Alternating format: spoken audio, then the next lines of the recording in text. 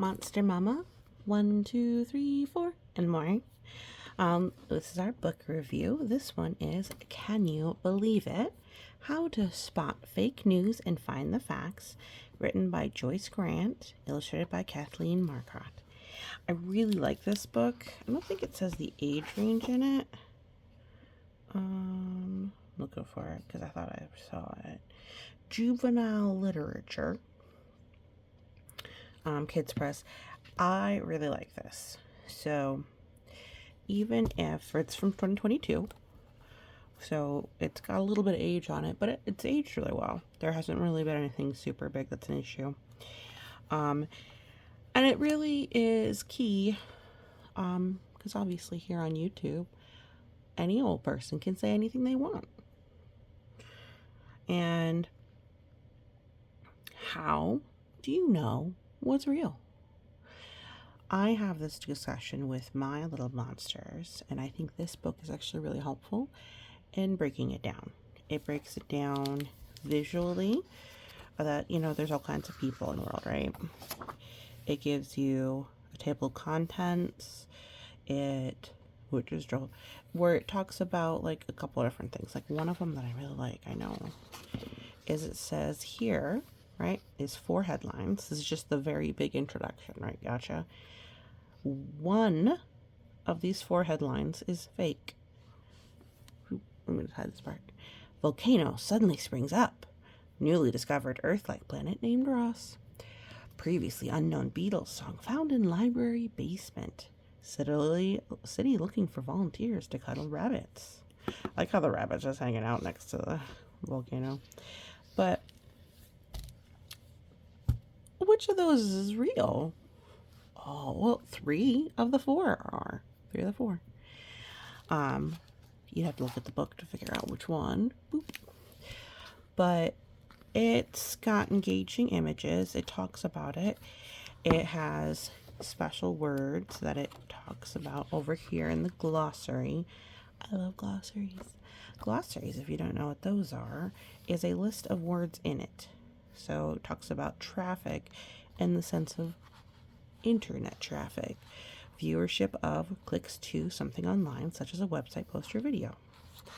So there's a lot of things out there that are trying to capture your attention, and it boils it down. So as far as this is a really good book to break down what it is that your kiddos are seeing and going to see, because we are bombarded, smartphones, less so on actual newspapers, but everywhere we go, websites, people, friends sharing on social media. How do you know if something's real? To boil down the message, be skeptical. Check.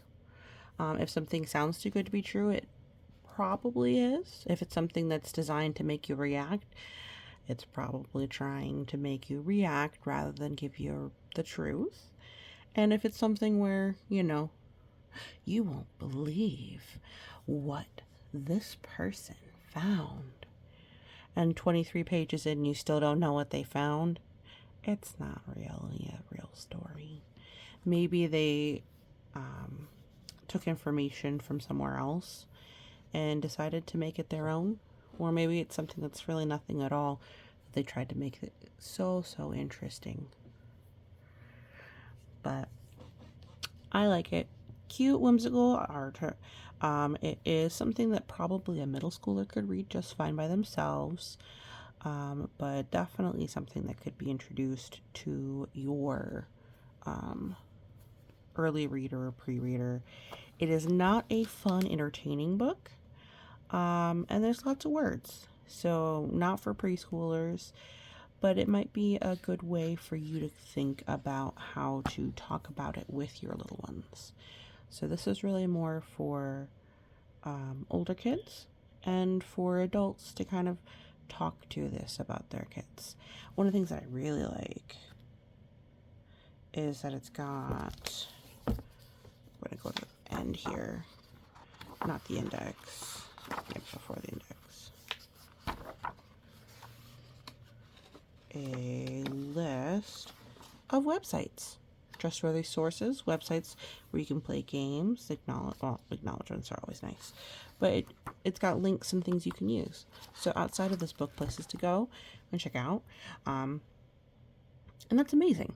So even if your kiddo's kind of like burr, burr on this one, which personally I am 2 monster paws up for, it is a quality book that is to the point and elaborates enough that it's very clear what it's trying to get you to think, which is trying to get you to think. Everybody needs to think, but I think you should check it out if this is a conversation that you've wanted to have. And particularly, it's a conversation that really all of us need to have, and you might learn a thing or two too.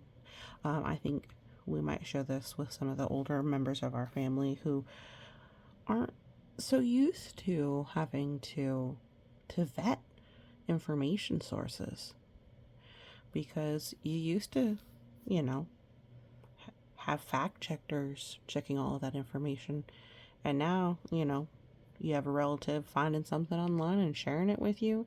It sounds like it might be true, but maybe it's not. Well, thank you so much for listening, and you have a wonderful day.